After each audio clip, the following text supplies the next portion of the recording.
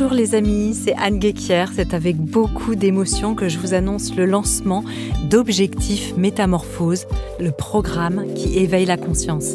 Objectif Métamorphose, c'est un bouquet de programmes de coaching audio dédiés au mieux-être pour vous qui souhaitez aller encore plus loin dans votre métamorphose. Qu'il s'agisse de santé naturelle, de relations ou de psychologie, chaque programme de coaching est mené par un expert choisi avec soin et a été conçu pour être court et transformateur. En 7 modules audio d'une dizaine de minutes chacun, les experts vous guident de manière simple et concrète au travers d'exercices puissants et de conseils éprouvés. Christian Junot, Saverio Tomasella, Ludovic Leroux, Anthony Berthoud, Claude Parisot et Céline Tadiotto vous attendent d'ores et déjà sur Objectif Métamorphose. Vous pouvez avoir accès à tous ces programmes de coaching en illimité via un abonnement payant que nous avons voulu très abordable. Si vous nous écoutez sur Apple Podcast, abonnez-vous directement à partir de notre chaîne Métamorphose. Vous pouvez même essayer gratuitement pendant 3 jours tous les programmes. Et sinon, rendez-vous sur notre chaîne YouTube Métamorphose et cliquez sur le bouton Rejoindre sous une de nos vidéos ou à partir de la page d'accueil. J'ai vraiment hâte que vous découvriez les formidables programmes de coaching que nous vous avons préparés. À bientôt. Objectif Métamorphose, le programme qui éveille la conscience.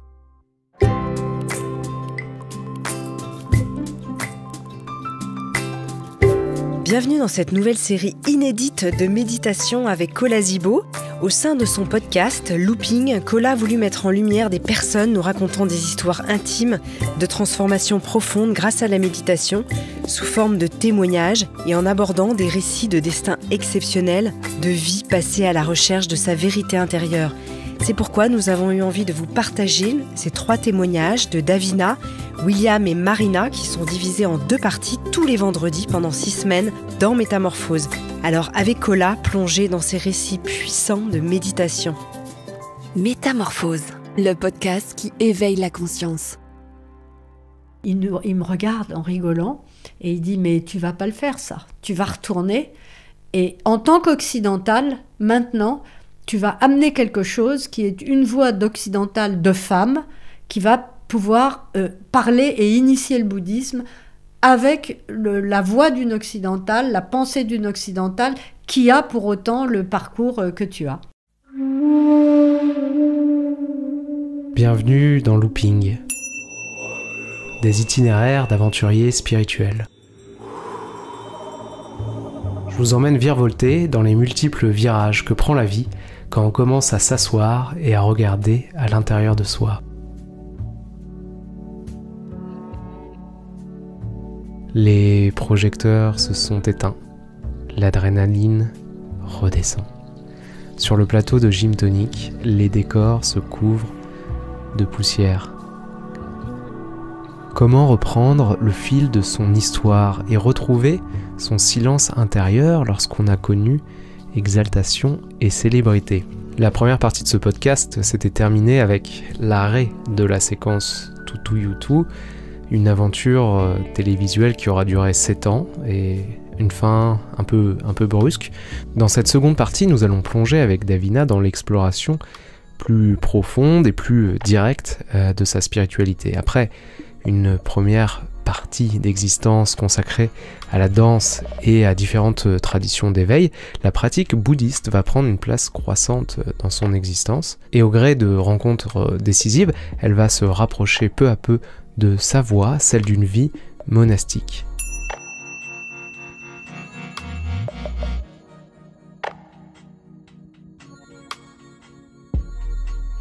Davina, épisode 2. Adieu la période disco, bonjour la boule à zéro.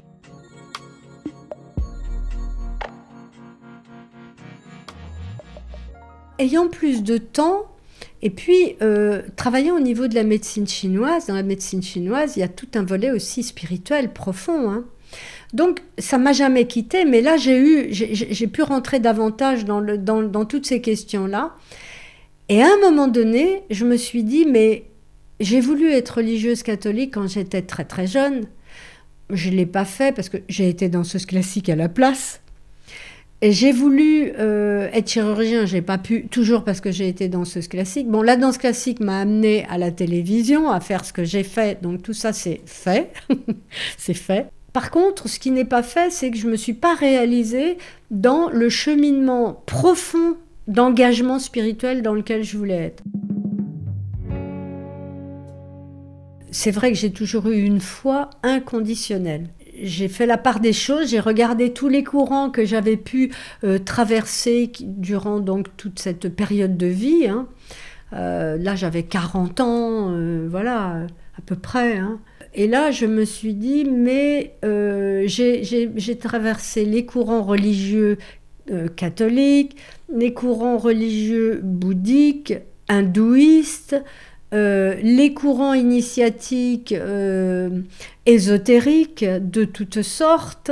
J'ai toujours été proche, évidemment, de tout ce qui touche la mort, donc du spiritisme, que je fréquentais très allègrement pendant toutes ces années. Donc tout ça, ce sont des choses que je n'ai jamais vraiment quittées, sauf bon, au moment où je travaillais très fort autrement, mais j'y revenais toujours. Et dans tout ça, je me suis dit, mais qu'est-ce qui me passionne maintenant de ça? Quel est mon chemin au travers de ça?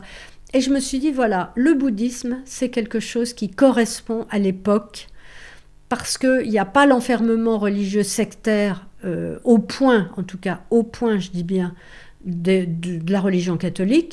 Et donc je me suis dit, le bouddhisme, voilà, ça c'est quelque chose qui est vraiment initié dans ce courant-là de partage, de tolérance, d'amour bienveillant, voilà. Et donc là j'ai commencé à chercher, à me mettre plus encore dans l'étude. Et alors la pratique, j'ai toujours été dedans, hein, c'était mes pratiques personnelles, de prière toujours, mais pour moi la prière c'est la méditation, hein, donc c'est pareil, il n'y a pas de différence. C'est pas une prière qui demande, c'est une prière qui contemple, donc ça rejoint la méditation. Alors j'ai commencé à chercher où je pouvais aller pour trouver des maîtres, pour voilà. Tout ça, ça a pris du temps, parce qu'en même temps je faisais d'autres choses. Hein. En même temps, j'étudiais la psychanalyse, j'ai fait des études à l'Université Santé, Médecine et Biologie de Paris au niveau des dépendances, c'est-à-dire des toxiques, l'alcool, les drogues, etc. J'ai soutenu un mémoire là-dessus, j'ai obtenu un diplôme pour soigner les gens dans cette sphère-là, j'ai eu un cabinet, donc j'avais tout ça c'est beaucoup de choses ensemble. J'ai toujours fait ça, j'ai toujours eu beaucoup de choses ensemble et ça a toujours très bien marché, sans problème. Mais quand même, et un jour je suis allée à une rencontre avec le Dalai Lama.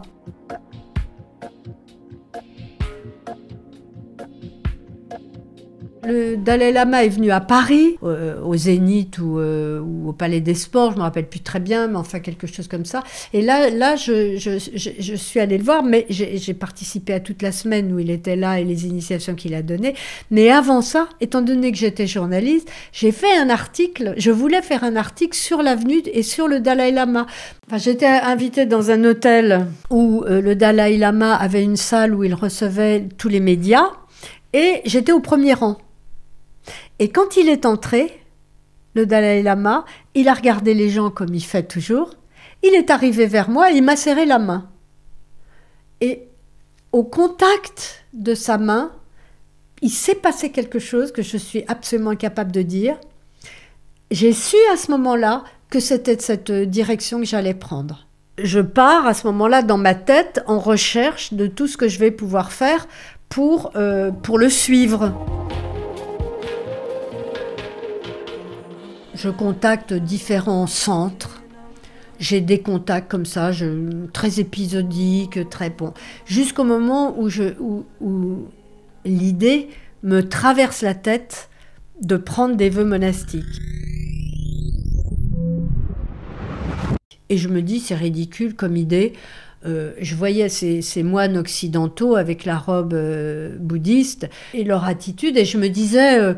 Mais enfin, on n'est pas de cette même essence-là, quoi. On a un esprit occidental, il y a quelque chose de décalé, et pourtant, je sentais cet appel-là. Donc, au-delà de la vision que j'avais comme ça proche, je me suis dit, mais c'est quand même ça que je veux, parce que je veux rentrer là à fond dans une démarche monastique pour explorer totalement l'univers spirituel bouddhiste. Quand j'ai commencé à expliquer ça aux gens autour de moi, tout le monde m'a regardé en me disant bon, ça y est, elle a pété un plomb, ça va pas. Tout le monde m'a dit oh, bah, tu plaisantes et tout ça. Et j'ai dit mais je plaisante pas du tout. Mais oui, mais tu vas voir. Alors donc il y a eu tous les avis des uns des autres qui étaient tous opposés à cette démarche-là pour moi. Et donc moi je me suis dit voilà, je fais un pacte avec l'esprit infini, à qui je dis ben voilà, je vais partir en pèlerinage. J'ai choisi la Birmanie parce que là c'est l'ambiance Theravada et que donc partons du départ. La base de l'origine. Et je suis arrivée en Birmanie, j'ai visité tous les temples et dans chaque temple je faisais le vœu et je demandais, je disais voilà, si c'est ma voie, que j'ai vraiment un signe, que j'ai quelque chose me soit montré. Et en fait, quand je suis rentrée de ce voyage-là, j'ai à nouveau retrouvé le Dalai Lama à l'occasion d'une autre visite. Et là, j'ai dit, ok, là, voilà, c'est ça. Donc j'ai bien regardé l'ordre des Gelugpa. C'est exactement l'ordre qui me convenait parce que c'est l'ordre des vrais moines. Donc là, il n'y a pas de mariage, de trucs, de machin. C'est vraiment un engagement complet, un renoncement donc à la vie ordinaire. Et là, j'ai dit, j'y vais à fond. Cette bascule sera tout sauf anodine, car dans le contexte des Gelugpa, prendre des vœux monastiques est un chemin exigeant qui demande une détermination sans faille. Oui, alors évidemment, j'avais cette image télévisuelle, moi, qui rebutait quand même tout le monde, il faut le dire, là, dans ce milieu-là. Tout le monde disait, voilà, c'est une fantaisie qui lui passe par la tête. Mais erreur profonde. Alors donc là, j'ai fait toutes mes classes, je suis passée par les classes d'apprentissage, la préordination, avant la préordination, tout l'apprentissage de ce qu'est le bouddhisme quand même, que j'avais depuis mon enfance, mais quand on l'apprend auprès des maîtres, c'est quand même différent, tout d'un coup, il y a vraiment un univers qui s'ouvre. Et donc ça, j'ai appris avec des instructeurs moines bouddhistes à Paris et au centre Kalachakra même, pour vous le situer. Et là, j'ai fait toutes mes classes et un jour, j'ai demandé à la nonne responsable de ce centre-là, j'ai dit, bah voilà, est-ce que c'est possible quoi, que je commence à prendre mes vœux? Alors donc, on m'a fait passer par toutes les difficultés quoi, que les autres ne rencontrent pas forcément. Hein. Mais donc là, il a fallu que je passe par la toute petite porte de la préordination. C'est les vœux de Rabjun que j'ai gardés pendant 2 ans et demi, parce qu'on m'a dit, bah voilà, c'est comme ça, c'est 2 ans et demi, puis là, on ne discute pas, hein, avec les maîtres, on ne discute pas. Donc je n'ai pas discuté du tout, j'ai continué ma route. Je suis dans un cadre de vœux laïque, je donne des cours dans tous les centres de remise en forme de Paris. Je prends le métro à 9h du matin et j'organise ma vie de manière à ce que à 14h je sois libre de tout travail pour pouvoir me consacrer à ce que j'ai à faire par ailleurs. Donc, et je me lève bien avant pour pouvoir faire mes pratiques, celles qui me sont données donc, par mon abbé instructeur, avant de partir faire mes cours. Et je prends mon métro et je vais de centre en centre. Je crois que je devais faire 11 passages dans Paris, c'est-à-dire 11 cours. Et puis à 14h, je suis libre, donc je déjeune. Et là, j'ai ma journée complète de travail. Donc là, je suis sous les ordres spirituels de la Mazopa Rinpoche. Et puis un jour, je rencontre un maître. Je le rencontre dans des conditions assez spéciales, c'est-à-dire que je suis invitée par la communauté bouddhique pour venir participer aux reliques. Bon, tout ça se passe à la salle Saint-Martin, qui est un grand dojo et tout ça, où il y a des milliers de personnes qui viennent toute la journée. Et là, on me charge de poser les reliques sur la tête des gens. Et là, je rencontre un guéché qui parlait un tout petit peu français et avec lequel il y a une communion d'âme tout de suite et qui me dit « Ah, mais il faudrait venir parce que mon maître, il va bientôt venir du Tibet, etc. » Bon, j'y vais. Et là, je rencontre le maître de ma vie qui est Gosok Rinpoche, qui est un très, très, très grand maître. Mais sauf que c'était plus Lama-Zopa Rinpoche, c'était un autre maître. Ce qui, au demeurant, ne doit absolument pas créer aucun conflit dans aucune obédience. On est bien d'accord, il n'y a pas de conflit d'autorité de pouvoir des maîtres, normalement. Enfin bon, donc ça ne se passe pas toujours comme ça, mais bref, toujours est-il que je suis, moi, Gosok Rinpoche, je le suis suffisamment longtemps, je travaille avec lui et tout ça. Bon, lui, il repart partout, mais il revient de temps à autre. Et un jour, quand il revient, je lui dis, bon ben, voilà, j'aimerais recevoir l'ordination de Getsunma. Et il me dit... bon, je vais réfléchir. Il me convoque et il me dit, bon, oui, je pourrais te la donner maintenant, parce qu'on est suffisamment de moines qui sont là. Il avait sa suite de moines. On pourrait te donner l'ordination maintenant, cette ordination-là. Mais en fait, c'est pas ton karma. Ton karma, tu dois venir au Tibet. Tu dois revenir au Tibet. Je n'étais jamais allée au Tibet de ma vie.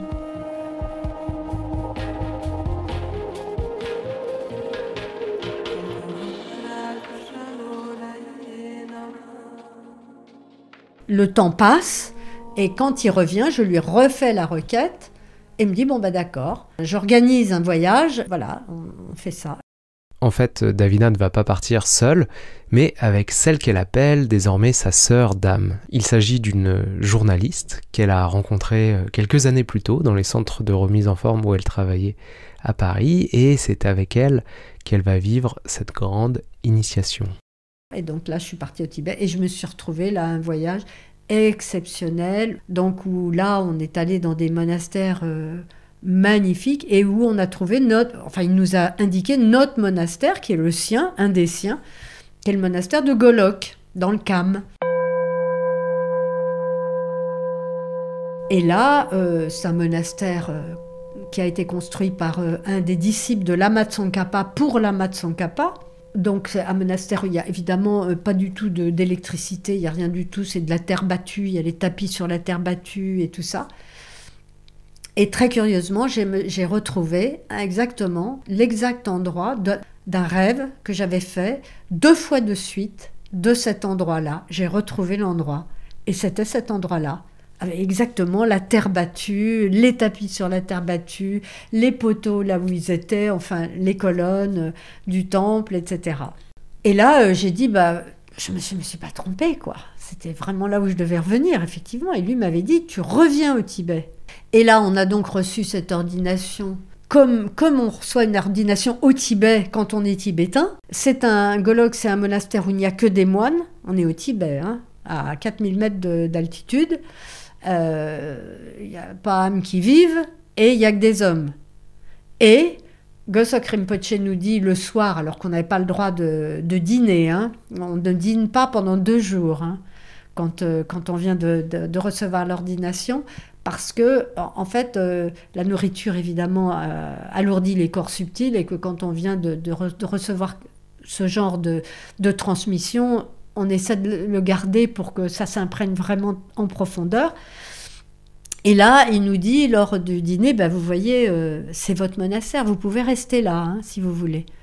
On lui dit, mais il n'y a que des hommes, quoi. Oui, mais enfin, voilà, vous serez les premières à rester là.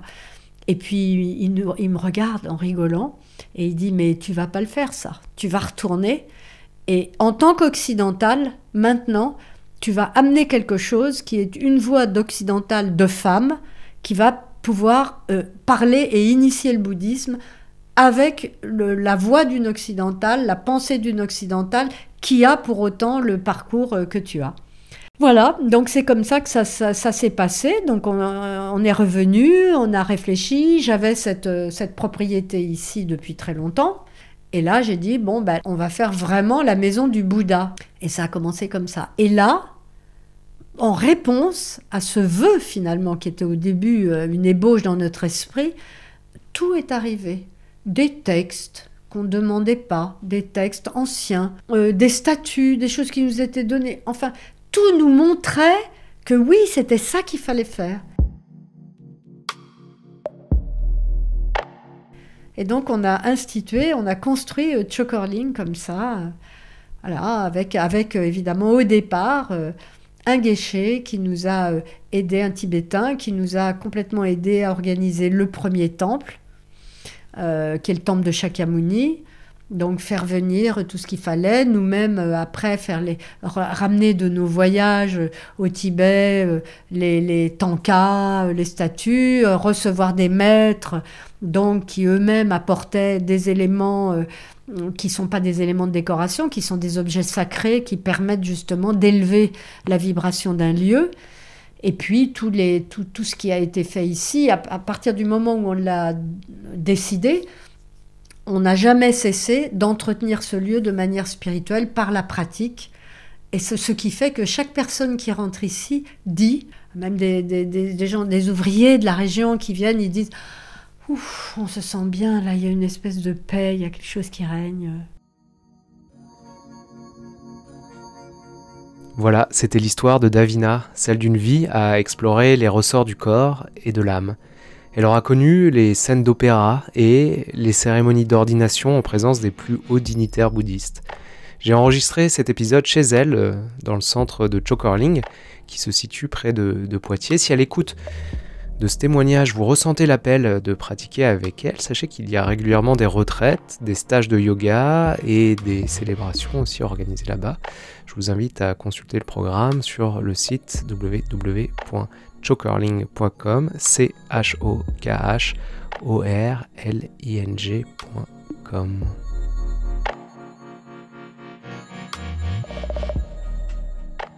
Merci d'avoir écouté ce premier épisode de Looping. Ce podcast est soutenu par le fonds de dotation Nouveau Monde, fonds qui finance et accompagne des projets pour développer la pratique de la méditation en France.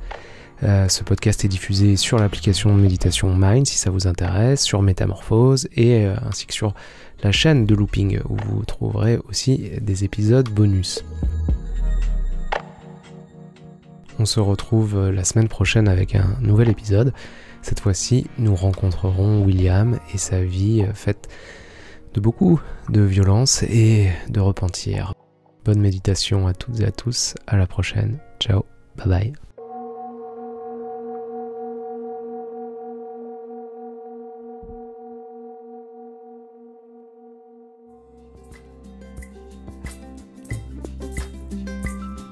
Si vous avez aimé ce podcast, n'hésitez pas à lui donner 5 étoiles sur Deezer et surtout abonnez-vous gratuitement sur votre plateforme préférée pour ne manquer aucun épisode.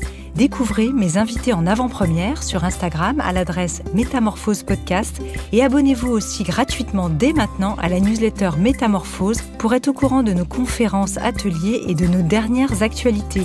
Pour ça, rendez-vous sur notre nouveau site www.métamorphosepodcast.com. Métamorphose, le podcast qui éveille la conscience. Par Anne Guéquière, tous les lundis et jeudis, dès 7h.